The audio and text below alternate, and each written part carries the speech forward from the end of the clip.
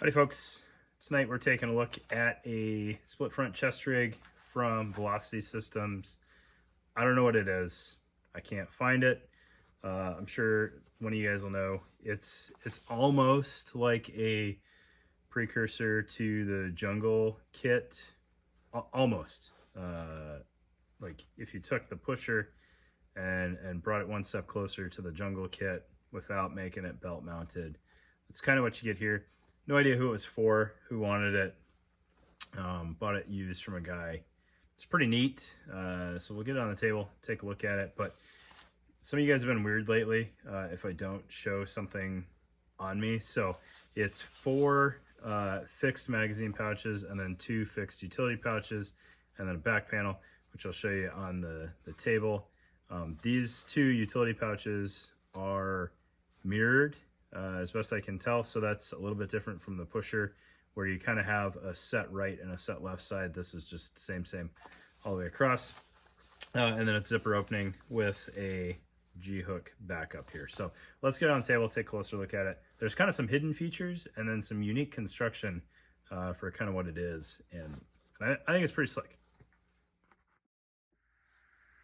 All right, playing with a new angle here to try to get you guys slightly more top down.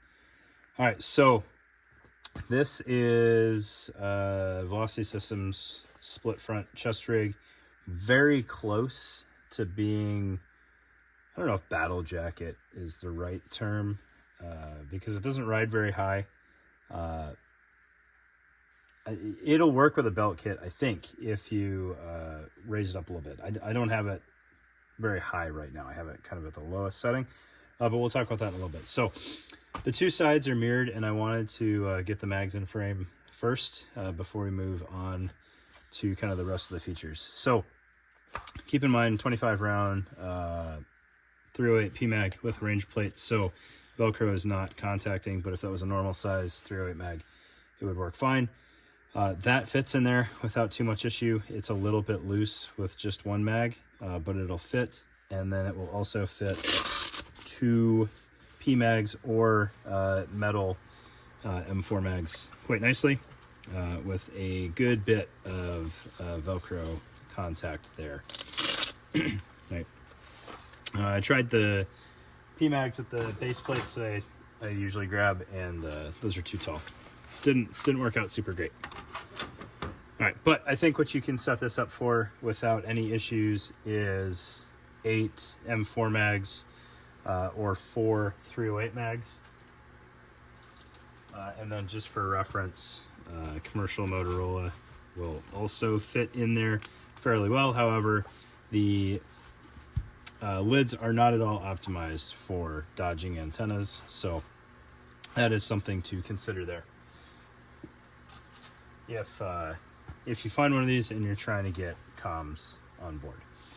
All right, so the leading edge pouch has shock cord routed through a relief in the Velcro and then through this kind of neat little squadron ribbon there, and then it goes halfway through this pouch. We'll talk about that in just a second, and secures off after the 2 magazine pockets, so you can put tension in there as needed. This strap that keeps getting in the way, that's just the G-hook reinforcement on the zipper, which we'll get to in a second as well. This leading pouch here doesn't have anything crazy going on with it, but what I do want to mention while we're here is the kind of squadron reinforcing of kind of all the bottoms of these. I don't know that I've caught that detail, at least consciously, or remember.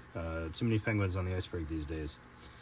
The use of different materials throughout this is really interesting. So you've got kind of the Hypalon flaps here, which might be down here. I think I misspoke when I said squadron.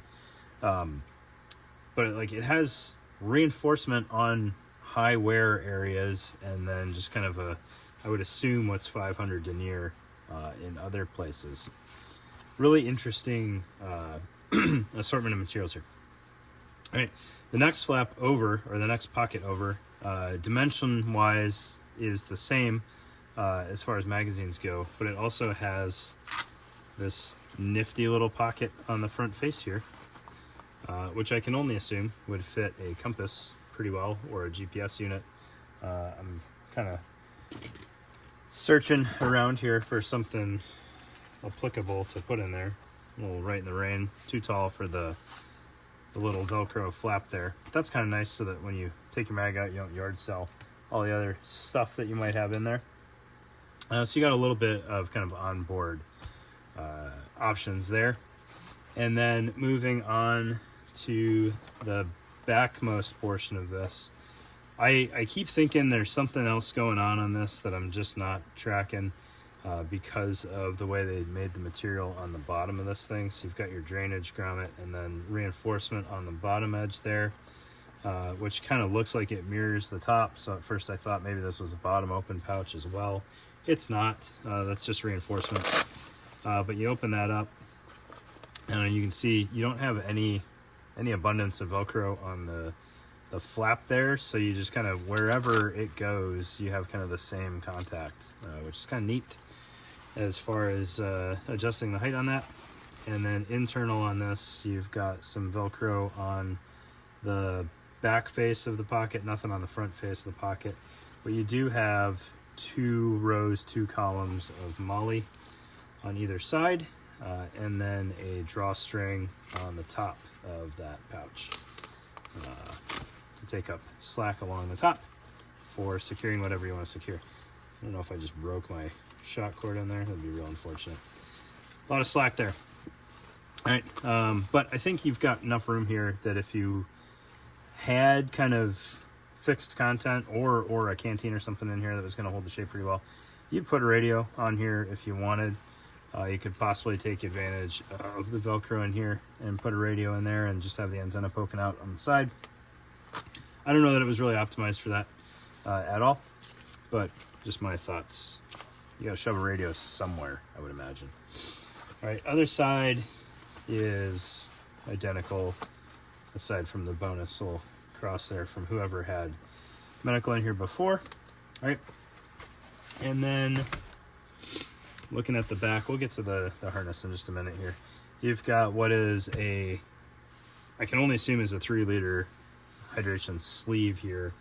It looks like it's bottom open again. It's not.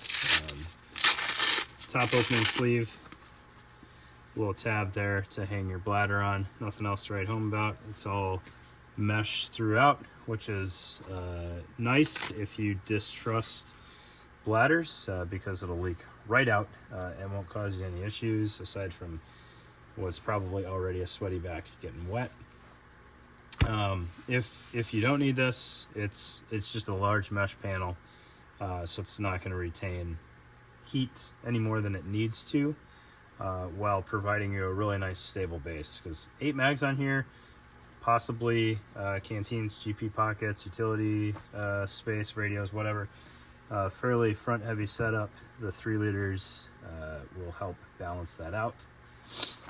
Coming off the sides of that back panel, you've got some hardier shock cord here. So while this is just tied and knotted and is not going to be super quick to size, you can dial it in kind of exactly where you want it. If you're a real chonky boy and this wasn't big enough, you just get more shock cord and you can size it out kind of indefinitely there. And it's not going to be too much of a hassle to just leave this running in free, figure out where you want it, and tie a quick overhand knot in there once you're comfy. Lot of cable routing on here, more cable routing than makes sense. So 1 wrap, 3 locations up each side on the harness or the bladder pocket, and then you got more coming down the shoulder straps. So we'll flip this around and show you that real quick.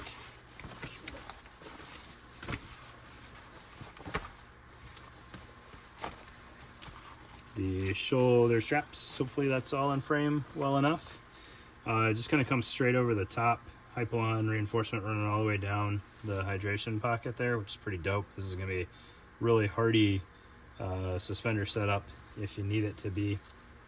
You got 2 pieces of 1 wrap on the bottom portion, 2 pieces of 1 wrap on the top, and then some elastic webbing right at kind of the peak there with vertical webbing, top and bottom, vertical webbing, top and bottom. And then the shoulder strap height is adjusted with this G-hook here. So that just kind of comes completely free, and you've got 4 inches of vertical adjustment depending on where you want to hang this G-hook. I think I had it 2nd step, so could have been a little bit lower, not much, and couldn't be a whole lot taller. I think this would be pretty dang comfy over armor if that was something that you needed to do, which might also make sense for why there's not like a dedicated radio pocket. Maybe you had like an MBAV or something with radio in the wings, and then this kind of riding on top of it. With all this comm routing though, or potential for cable routing, I want to say that there is a place to put a radio. The only other place that makes any sense to me is this front pocket opens up here on both sides. So you've got a lot of flat admin pocket. You could probably finagle some sort of radio insert in there if you wanted to, but that just Velcros up. And then you've got more one wrap here for any of your routing needs. Somebody, I swear, had plans for a radio in here with all of that. I'm just not quite sure what the plan was. And then, like I said, front closure is a down pull zipper. So it's not going to pop open on you too easy. I appreciate when the zippers go down like that. And then G-hook reinforcement here. And if you don't want to use the zipper, or you need to expand this rapidly for extra layers or something, you've got a good bit of adjustment in this strap for the G-hook alone, right? You just undo the zipper, use just the G-hook, and you got room for activities. So there you go.